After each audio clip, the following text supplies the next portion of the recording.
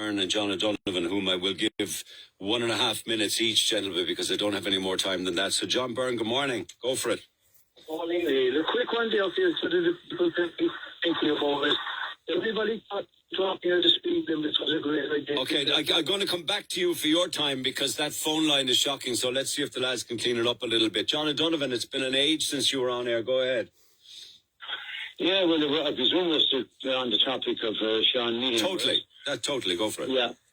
Look, let's be honest, what was done was completely cynical. Right? This was planned to call off the case and then reignite it again, knowing that, look, I know all the activists in this country, right? And what the judges and the courts and the Gardaí don't want. They don't want people supporting other Irish people, either inside the court or outside the court. But this will have to stop. Like this could be the catalyst now, Sean, right now, that the people, like what happened to Patrick Nelly that time, that the people need to get behind this individual, because it's not just Sean Meehan, right? He represents me. He represents everybody in this country, right? And the stand needs to be taken against the establishment now, because what's been... What stand, though? Hang on a second. What stand are you talking about? Well, the stand is that nobody gets on that side, like, and it doesn't matter whether you... No, I can't. I mean, like, you be very careful now. I'm not anybody should be engaging in standoffs or confrontations with An Garda Síochána or... I mean, unless there's a standoff there, this will just disappear. And that's exactly what they want.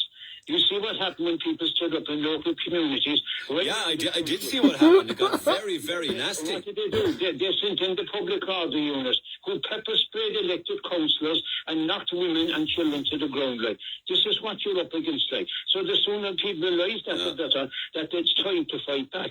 I know what you're saying, but the word fight and standoffs and barricading, people get hurt in situations like that. I mean, you're saying that is the only option. I mean, it's not the only option, really. It looks like a decision on the options are after being exhausted now. And if you want to go right back in history, like, you could say the same to Pierce and Conley and the rest of the lads.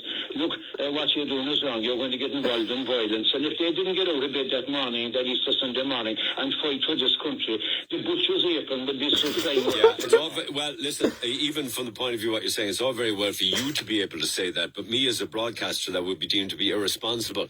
Get myself dragged off the air for inciting violence or hatred or anger. The problem is coming down the tracks. You know that our programs like yours going to disappear, and all of the talk shows, where the likes of me and other we contribute long-term. Well, the answer to that is in the short term is probably, unless something changes, and I'm noticing that the tide is beginning to change somewhat in that regard. So I'd be somewhat more optimistic than I was last year, for instance. Let me put it like that. Because, look, you see what they've done, like, I mean, the likes of you are sure, right, and then it has an edge to it, like, in fairness, like, I mean, you do push the envelope out, right?